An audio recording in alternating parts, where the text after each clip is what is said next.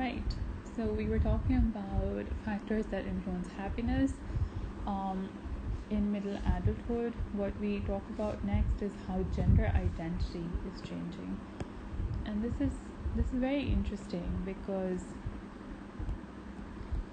research has revealed that people, in who are in their middle age, right, they're becoming so men are becoming less masculine and women are becoming less feminine and more masculine. So one of the things that you see is that women, right, they're becoming more assertive, right, whereas men are becoming more nurturing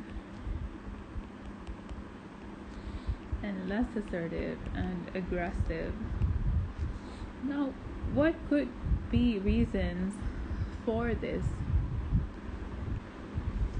So, and these trends, what you see is that, women becoming more assertive, more dominant, right, more vocal about what they want, right, and men becoming more nurturing, more considerate of, their partner's feelings or others' feelings. So what could this be about? Why is it that these changes are happening? So one explanation for this is what is called the parental imperative theory.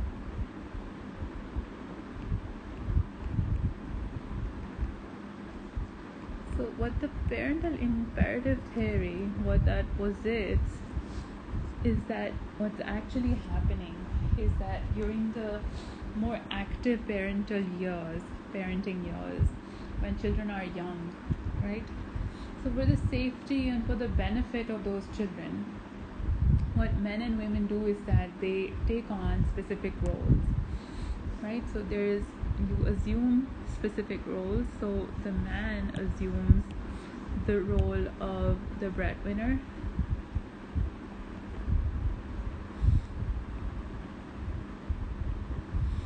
and they focus mostly on career then, right? So the focus here is career and whatever is outside the house, and women focus on nurturing children.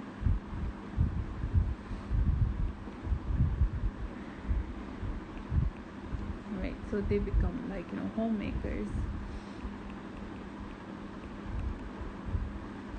right? And that is why when we have this sort of division and this strict role assignment, right, this uptake of these very specific different roles, then that obviously comes with assuming different characteristics as well. So this will come with men being more assertive and women being more caring, right? That's a more typical gender view, right? But when this is no longer applicable, in the sense that when you have launched children and now children are no longer part of the equation, right? Now you're sort of free to explore your the other side of your personality. So now what's happened is that in this phase, children leave, right? And now you have the room. This leads to you having room to express the other side of your personality, right? So at this stage, men sort of become more considerate and they start working on establishing a more intimate bond with their spouses, and women become more assertive and more vocal about whatever it is that they want in a particular situation.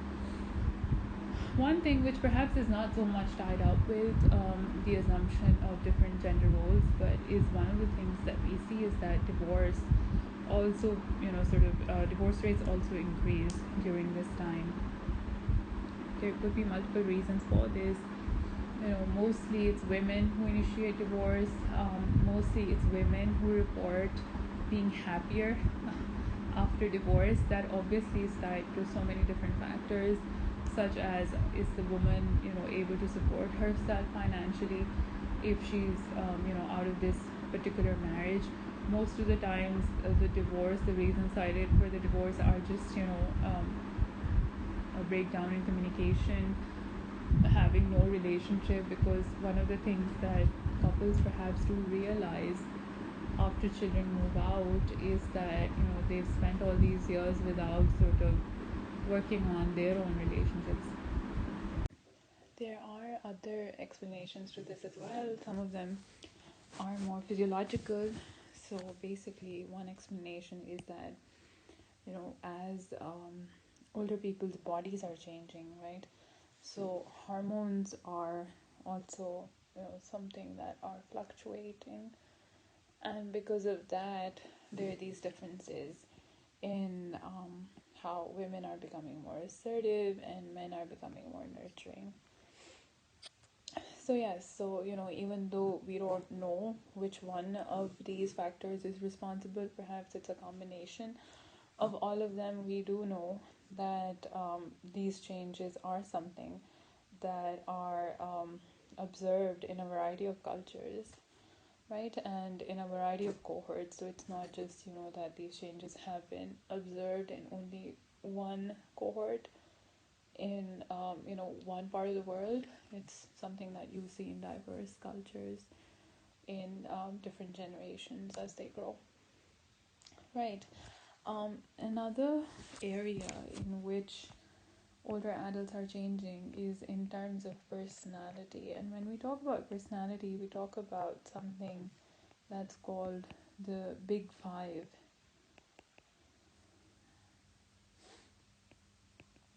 personality, test, or these Big Five personality traits, right? What are these Big Five personality traits? So here you have a table which is showing you these traits. The first of which is neuroticism, right? Which is also sometimes called negative emotionality. And what you see is that individuals who are high on this trait, they are worrying, they're temperamental, they're self-pitying, self-conscious, right? Who are low on neuroticism they are calm, even-tempered, they're comfortable with who they are not as emotional, right? And they are hardy, right? Next, the second trait we have is something called extroversion, right? People who are high on extroversion are, again, they're talkative, they're active. Who are low are reserved, they're quiet, more passive. When we talk about openness to experience, right? Individuals who are high are, imaginative, they're original, they're also liberal, right? When you consider political ideologies, it's mostly people who are who score on a high openness to experience. They are more liberal in their political opinions. However, individuals who are low are, more uncreative or conventional, right, and more conservative. When we talk about agreeableness, right, what we see is that individuals who are high are soft-hearted, they are generous, they are good-natured. Who are low are suspicious, ruthless, they're stingy, they're critical, and they're irritable.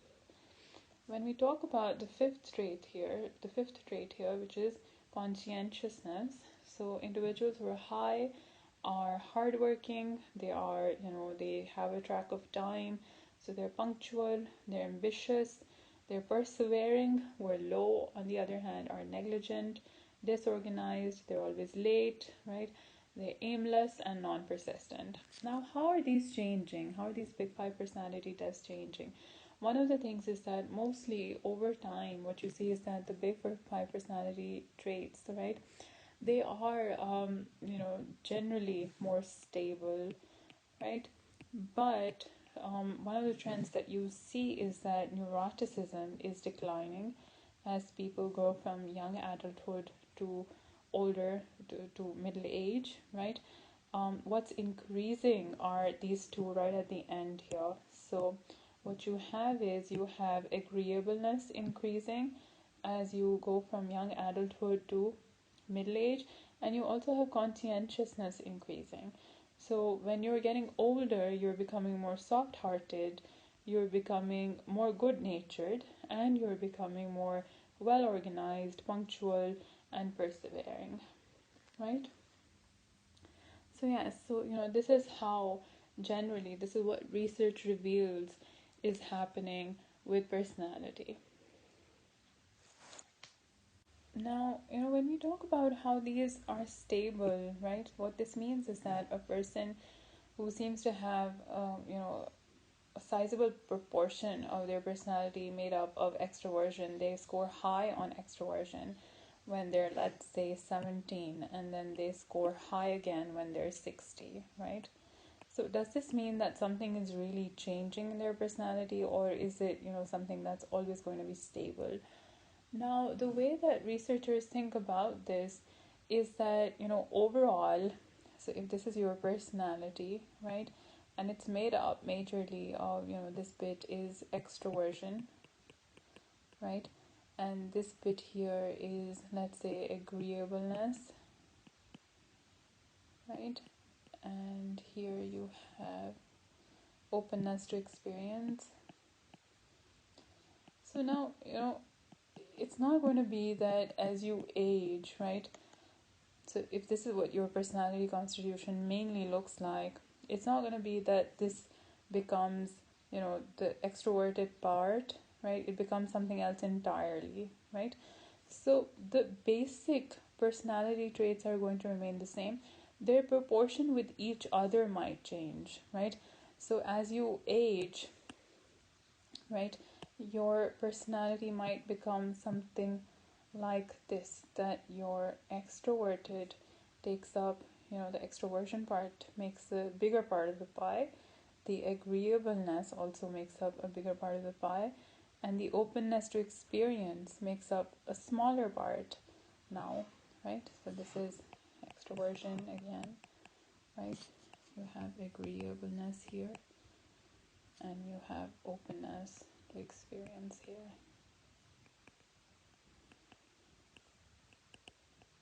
Right? So what the basic point here is that the building blocks would be the same, their proportion might change as you age. Right. Now we talk about something which is, a topic of the book, which talks about the different relationships you may have during midlife. Right, now we considered how marriage, right, is a good marriage is something that's a correlate of happiness or life satisfaction during this phase in life. Now what we see is that, and another thing that I mentioned earlier was, divorce rates also seem to be increasing around this age, and what could be different factors for that, right? One thing that emerges out of divorce for women is something that's called the feminization of poverty, which basically means that, when women sometimes opt out of marriages, right, even though they report being happier, but that again, you have to consider something like economic status when you talk about, happiness as well.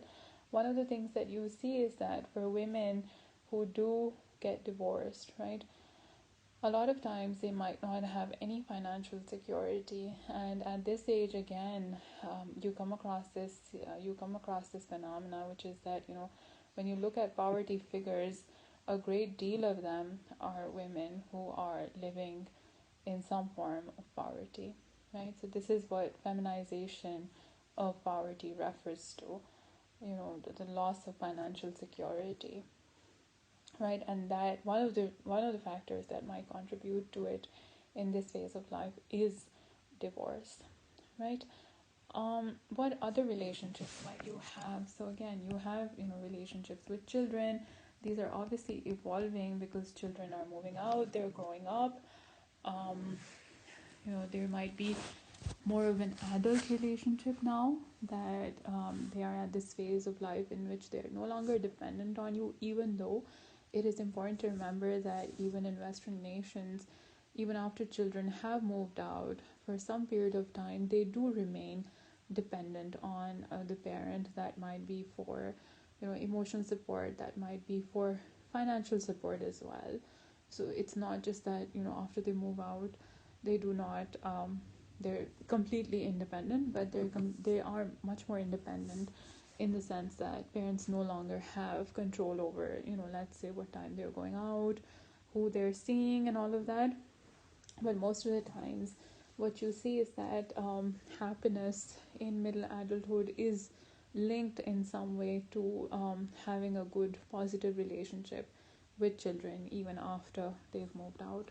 But one of the things that parents sort of also need to keep in mind is to respect their children's boundaries and to respect, the child's new adult status, and to accept that the child is no longer, you know, um, a baby and is an adult in their own right, right?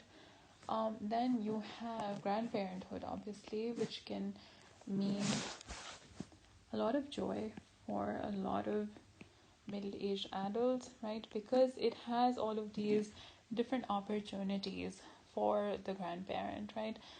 So, one is that they start to be seen as someone who is a valued elder. So, grandchildren also offer a lot of love and affection to the grandparents, right? Um, Another can be that, they sort of see themselves as having some sort of immortality through their grandchildren, right? So they're not just, leaving behind their children, but also, they're also getting to see their children's children. So that, has this sense of immortality or leaving a legacy behind, right? And then you also have this, re-involvement with the past. So when you tell, especially when you tell your grandchildren stories about you or stories about the family, so it sort of makes you feel that you are passing on, something about you to the next generation. And then obviously, there's indulgence as well, that you don't have a lot of responsibilities, but you have this liberty to, indulge in a lot of fun activities with your grandchildren. And you don't have to be the person who's responsible for disciplining them. You don't have to be the person who's responsible for, their education, or, worrying about their upbringing. So that can be something that's very liberating. We discussed how, grandparenthood can also become a burden for certain, in certain situations in which we have what are called skip generation families, in which, the parent is not able to care for their own child, and that can have a detrimental effect on the grandparents' health as well, in the sense that they do not have the resources, the physical resources to care for children the same way, obviously, with their age, and they might have their own health problems as well. That's one of the things that we see when we talk about something that's called the sandwich generation. So one of the things that you see with, adults in their midlife is with growing lifespan. Sometimes, people who are in this age, right, they might become what is called the sandwich generation. What this means is that, they might be sort of sandwiched, right? So here they're the middle-aged parents, so they might be sandwiched between caring for their own parents, right? So here there are own parents who are ill, right, or who are aged to the extent that they no longer can care for themselves, and caring for children, right? So then this can have, like, this is a dual responsibility, that you're caring for these aging parents, right? And these are people who are in their, 40s to their 60s, so they're also not, at their physical best, but they're also caring for their parents, and having to care for children. So that can, really result in this role overload, that they have to care for these two different generations and try to understand their demands and try to meet their needs. So this can also be extremely stressful. So yes, and then, you have all of these different relationships. You can have these relationships with friends, And with siblings, one of the things that's important to note is that this is a time period, so around 40 to 60 years of age, um, when your children do move out, and this has something to do with your marriage as well and the relationship with your children as well. If you had built your whole life around the children and had not developed any sort of interest, or any sort of um, any you had not indulged yourself in any way other than being about the family, then this can be a difficult time, in the sense that suddenly you're left with nothing, so to say, and the children have moved out and you have nothing to fall back on. But if you had relationships with your siblings, if you had maintained that, if you had maintained friendships, so this can be the time when you reconnect, or you fall back on these different parts of your life that you perhaps had not been able to give full attention to while you had children in the house. So yes, that's also an important bit of it. Now when we talk about vocational life, or how a person might be growing professionally, one of the things that you see is that people in this age might experience something that's called burnout, right? Which is that you get exhausted, because the demands of your work are so much that you've sort of exhausted your own coping abilities, right? A lot of times burnout happens in the context of helping professionals. So someone like nurses, doctors, therapists can experience burnout. It can obviously occur in other contexts as well, where you sort of feel that you've worked to an extent, that you have neglected perhaps other facets of your life, or that you have been stressed to an extent that it has and the stress has been long term, that it has led to some kind of mental exhaustion, and you don't feel accomplished, you don't feel that you have personal control.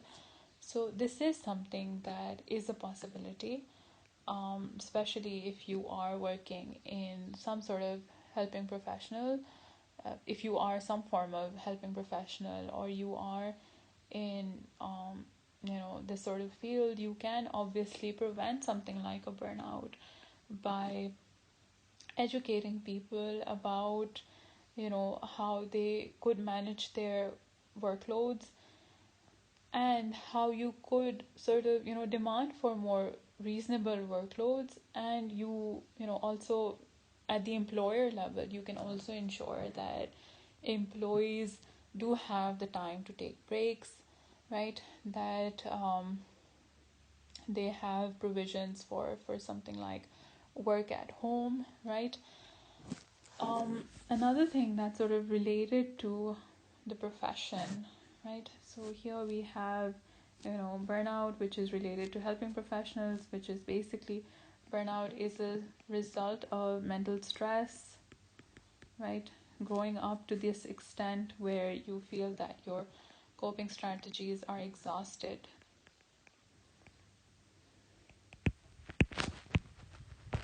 Another sort of factor here that you can consider is something that's sort of happening with women, because this stage is also, especially when you're talking about 40s, it's the stage when you're sort of climbing up your career ladder, right?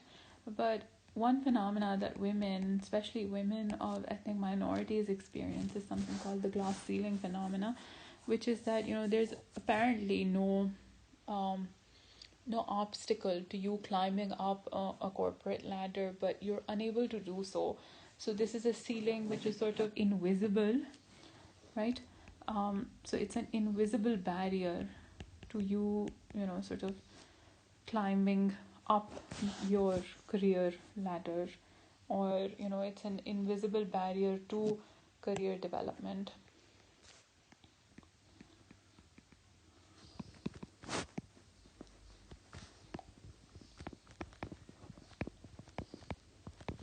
And why might the phenomena exist of the glass ceiling?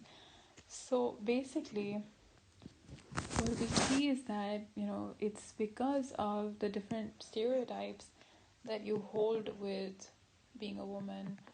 So, a lot of times, companies do not have the same sort of belief in their, women employees or their female employees as they do in their male employees, right?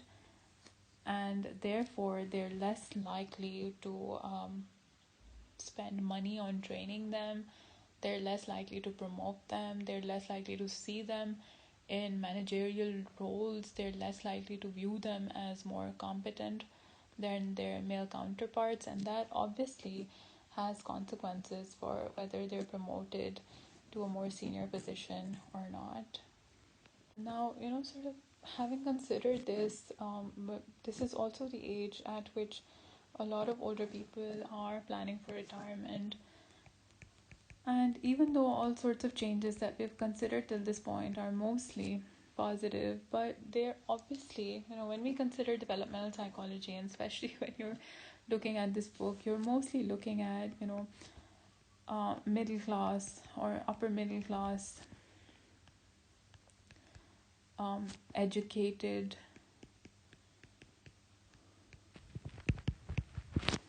white individuals, right? And development, especially midlife, might not mean the same thing to people from different sort of classes, different economic classes, who are not as educated, who are more blue collar workers than white collar workers, and who form ethnic minorities rather than what is the people who are in the majority. So, obviously, socioeconomic constraints that might come about with retirement, they obviously can be they can be a lot more stressful. They can be a part of life where you're, rather than, becoming more autonomous, you're becoming more dependent on the younger generation, especially if your country does not have, a social welfare program in which there are retirement funds for older people, or there is some sort of compensation for older adults. So this period can also be very stressful given what sort of socioeconomic background you belong to, given how educated you are, what ethnic minority or what ethnicity you belong to, where exactly you live, right? All of these different factors can come together, and they do always do come together in deciding, your life satisfaction at a particular point, right? So yes, so that's something to keep in mind, that whenever you sort of read anything about any phenomena, whether it's about middle age, whether it's about young adulthood, you learn to look at it critically, you learn to analyze it, thinking that is this applicable to all sorts of classes, socioeconomic classes, or is it applicable to all sorts of people coming from all sorts of educational backgrounds.